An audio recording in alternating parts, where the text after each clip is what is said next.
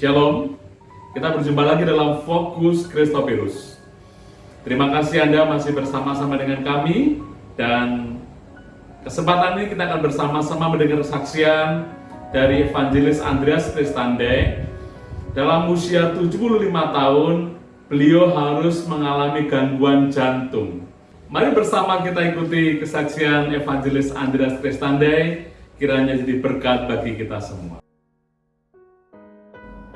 Saya pun juga terkejut pada waktu diberitahu bahwa jantung saya harus di stent 5 rings. Mengapa? Karena saya selama ini tidak pernah ada gejala jantung. Entah sesak nafas atau nyeri dada, apalagi jatuh, tidak pernah. Bahkan sebelumnya saya baru pulang dari pedalaman Kalimantan dan juga masih kuat naik dan turun Gunung Sinai. Ketahuannya itu karena saya sakit asam lambung. 3 kali saya mengalami asam lambung. Yang pertama di Jepara, belum sarapan pagi, perut masih kosong, diberi kopi. Nah, malamnya saya asam lambung. Yang kedua di Semarang, saya lupa disuruh mencicipi kopi susu yang produk baru dan belum makan siang. Malamnya saya sakit asam lambung dan lebih berat. Saya muntah-muntah, saya sakit perut, saya tidak bisa makan, juga tidak bisa minum obat, dan tidak bisa tidur. Sehingga saya dibawa ke UGD, Rumah Sakit Logorejo Semarang. Di sana dites tensinya 193. Kemudian direkam jantung dan dokter bilang ya masih tidak apa-apa, kami suntik saja anti sakit selama 2 jam, silahkan berbaring. Dan setelah itu kami diizinkan pulang dengan catatan besok harus foto dan periksa internis. Dari hasil foto dan pemeriksaan, semua organ baik, empedu juga baik, hanya livernya yang agak bengkak sedikit. Singkat ceritanya diberi obat jalan dan sudah kembali seperti biasa, normal. Yang ketiga, asam lambung terjadi di atas kapal cruising Royal Caribbean. Pada waktu itu tepat ulang tahun saya yang ke-75, anak menantu dan keluarga ingin mengadakan syukuran yang agak istimewa, maka akan diadakan di kapel di atas kapal, dan kami berangkat. Selesai makan siang, perut saya terasa sakit lagi. Wah, ini asam lambungnya juga ini kambuh. Mungkin makanan di atas kapal banyak yang kecut-kecut, saus tomat dan juga pickles, atau karena minuman di atas kapal. Maka saya bangunkan anak saya Benny untuk mengantarkan saya ke klinik kapal. Dokternya dari Afrika Selatan. Dokter ini juga merekam jantung, dan hasilnya dia bilang kalau asam lambung kami bisa obati, tapi yang satu ini lebih penting. Lalu anak saya dipanggil dan diberitahu, papahmu ini pernah kena serangan jantung. Entah kapan, tapi datanya menunjukkan bahwa dia pernah serangan jantung. Saya berdalih karena tidak pernah saya merasakan seperti itu. Tapi dokter ini menjelaskan, saya dokter dari Royal Caribbean, saya bertanggung jawab. Oleh karena itu, saya sarankan papahmu segera turun dari kapal mencari rumah sakit yang lebih lengkap. Karena apa? Sudah ada 4 orang gejalanya seperti papahmu ini yang meninggal dunia. Tetapi kalau masih tetap di atas kapal ini, tolong tanda tangani pernyataan ini. Saya memilih menandatangani karena saya rasa saya masih kuat kalau 2-3 hari lagi. Nanti periksa di Singapura. Nah, di Singapura dicek macam-macam, ekokardiogram, juga ultrasound, rekam jantung, EKG, CT scan dan tes laborat, kesimpulannya sama. Aneh, kesimpulannya sama. Anak saya diberitahu, papamu ini pernah kena serangan jantung entah berapa waktu yang lalu. Karena apa? Tersumbat banyak ini saluran-saluran pembuluh darahnya yang tersumbat kalsium. Ada yang 70, ada yang 80, bahkan ada yang 90. Jadi ini harus di stand. Saya bertanya-tanya, loh saya ini sakit apa ya? Kok bisa demikian? Mengapa bisa terjadi seperti itu? Lalu dijelaskan bahwa sakit saya ini infark. Infark itu pembuluh darahnya mati, tidak bisa dialiri darah, dan kalau sudah lama maka sebagian jantung itu pun mati karena tidak dialiri darah. Akibatnya sebagian jantung yang lain dia bekerja terlalu berat. Ini berbahaya sekali, dan justru kalau tidak ada fenomena jantung malah harus hati-hati karena bisa mengalami sudden death, yaitu mati mendadak. Wah, saya bersyukur ya. Nah, saya bertanya, mengapa bisa demikian? Saya merasa makan saya ya biasa-biasa saja. Ternyata dijelaskan bahwa ini disebabkan oleh kolesterol yang mengestal menjadi kalsium. Itu disebabkan karena kurang vitamin D. Vitamin D itu didapat kalau kita berjemur, bergerak, berolahraga. Saya baru sadar bahwa iya, pekerjaan saya lebih banyak di ruang AC, lebih banyak duduk dan di depan komputer mengetik. Ternyata vitamin D itu penting sekali, dan itu diperoleh kalau kita berjemur. Nanti di bawah kulit itu yang memproduksi vitamin D yang akan mengubah kolesterol menjadi kalsium yang akan berguna untuk tulang supaya tidak keropos. Tapi kalau ini menyumbat di pembuluh darah, ini berbahaya. Ya, akhirnya anak saya konsultasi dengan rekan-rekan ahli jantung lainnya, karena anak saya memang bekerjanya di bagian kardiologi instrumen bagian jantung. Dia dahulu bekerja di Amerika maupun di Singapura itu dari GE, General Electric, tetapi akhir-akhir ini diminta bosnya untuk pindah ke Abiomed. Dan Abiomed ini yang memproduksi pompa jantung yang kecil seperti kabel, mungkin bisa sebesar seperti straw, sedotan minuman itu. Itu pompa yang dikatakan terkecil di dunia, yang bisa dimasukkan dalam jantung untuk memompa darah. Nah, anak saya bekerja di situ. Alat ini namanya Impella. Dan mengapa saya dibawa ke New Delhi? Karena setelah konsultasi dari teman-teman ahli jantung lainnya, sakit saya ini sebenarnya parah. Kalau di Amerika sudah di bypass, dan dikhawatirkan kalau hanya di Semarang lalu nanti pertolongannya terlambat, maka golden hour yang katanya 90 menit itu akan hilang kesempatan itu dan berbahaya. Maka lebih baik papi ke New Delhi. Karena apa? Di sana sudah ada relasi yang bisa memasang Impella ini, dan di sana juga ada alatnya, dan profesor doktornya sudah biasa memasang Impella ini. Bahkan cangkok jantung pun sudah pernah. Dan memang rumah sakit ini namanya Fortis Escort Heart Institute di New Delhi.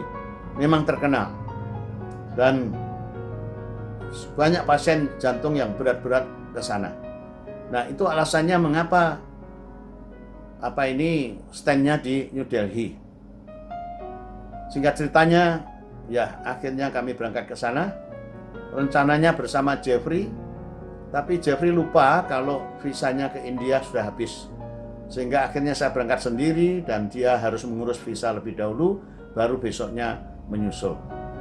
Nah, setelah sampai di New Delhi, rumah sakit ini memang luar biasa. Bangunannya tidak terlalu modern, tetapi alat-alatnya canggih. Dan bukan hanya itu, tetapi servisnya itu cepat sekali, tidak ada waktu yang terbuang. Contohnya, kami begitu datang langsung masuk ke ruangan, dan langsung ruangan itu semuanya disemprot, disteril. Setelah orang itu keluar, datang yang berikut bagian pakaian.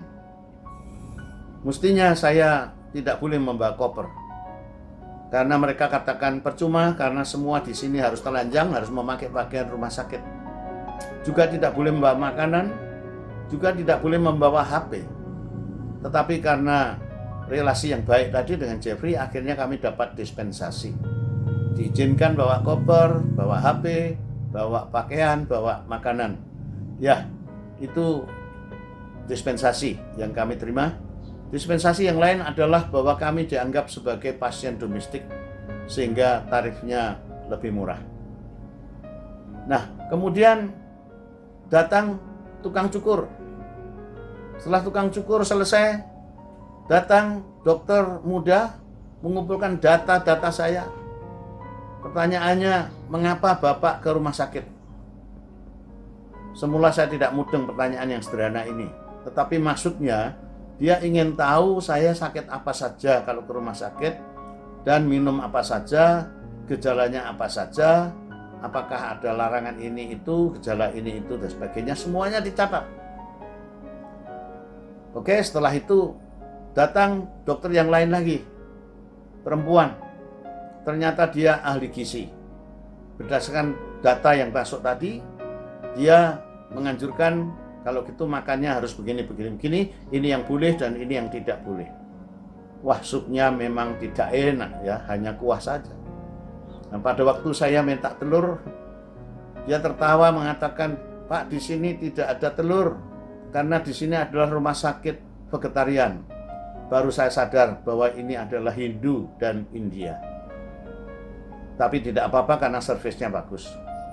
Setelah itu, datanglah mereka yang bagian dapur yang mengirim makanan sesuai dengan pesanan tadi.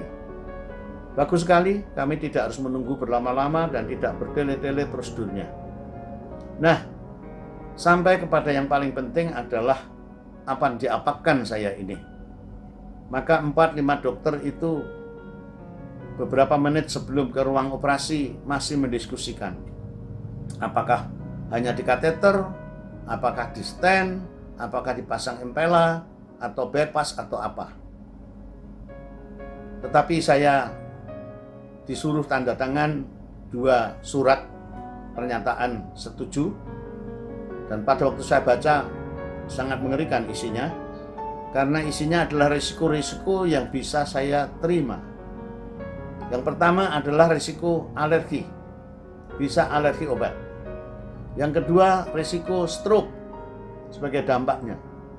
Yang ketiga adalah risiko pendarahan, dan yang paling fatal adalah kematian. Nah, saya harus tanda tangan, sedangkan tidak ada keluarga saya.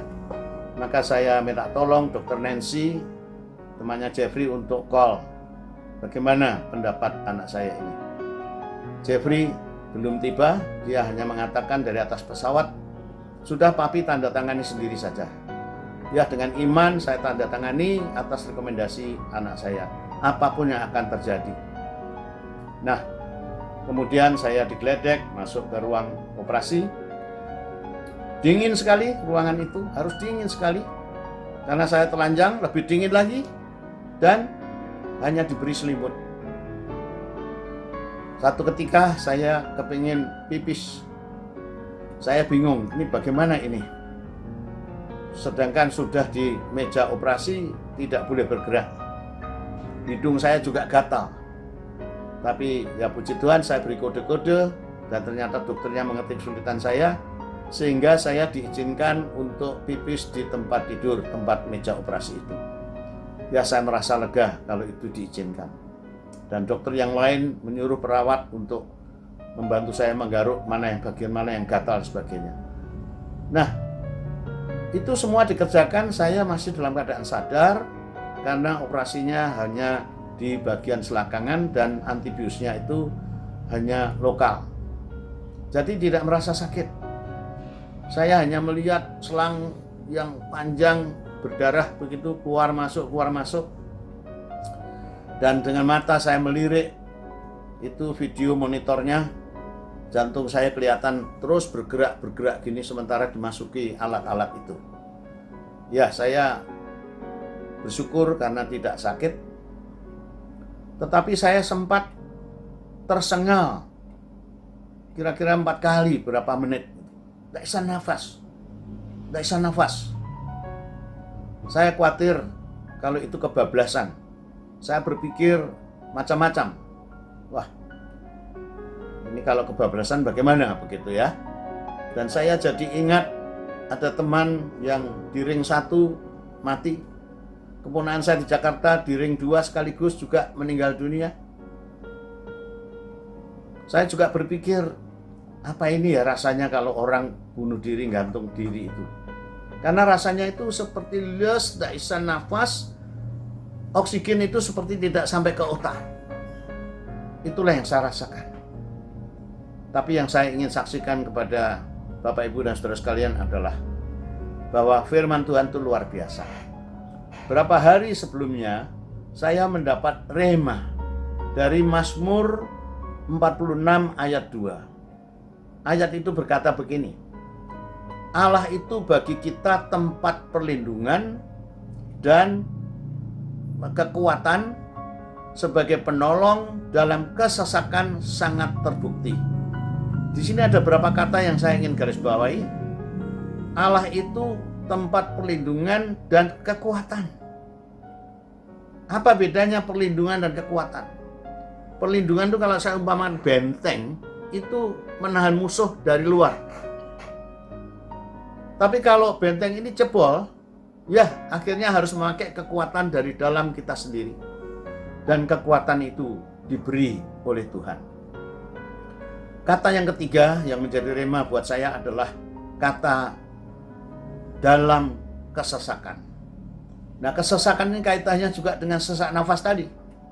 Sehingga pada waktu saya sedang terkapar, tersengal-sengal, saya ingat Tuhan menolong, memberi perlindungan dan kekuatan dalam waktu kesesakan. Dan kalimat yang terakhir dari ayat ini sangat indah. Dan itu sangat terbukti. Terbukti itu artinya apa? Kita sudah pernah berapa kali mengalami, betul seumur hidup saya mengalami banyak sekali pertolongan Tuhan dan mujizat. Sehingga saya tidak harus gentar, iman saya boleh tumbuh kembali. Pertolongan Tuhan itu yang memberi perlindungan dan kekuatan sangat terbukti. Nah, kata sangat terbukti ini di dalam bahasa Inggris dikatakan in a very present help. Pertolongan yang tepat pada waktunya. Nah, pada waktu yang tepat saya terengah-engah dan tersengal-sengal, itulah firman Tuhan ini berbicara kepada saya. Sehingga saya siap dan bisa pasrah apapun yang akan terjadi. Dan saya puji Tuhan bisa bernafas kembali. Pada waktu itu sampai saya memberi kode kepada dokternya itu. Saya khawatir kalau mereka tidak melihat saya yang tersengal-sengal ini karena tutup kamera yang besar. Maka saya tiup sekuat tenaga yang ada, plastik penutup kamera ini sampai mengeluarkan bunyi. Nah, di situ dokternya melihat saya. Oh, ternyata masih hidup. Ya, puji Tuhan. Inilah bagusnya firman Tuhan yang datang pada waktunya menjadi rema dan berkat. Nah, saya ini kemudian dibawa ke ICU. Setelah selesai kurang lebih 2-3 jam, merasa lega tentunya. Pada waktu itu Jeffrey sudah ada.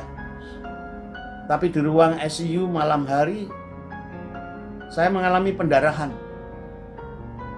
Pantas ada 4 dokter mengepung saya. Ngapain ini?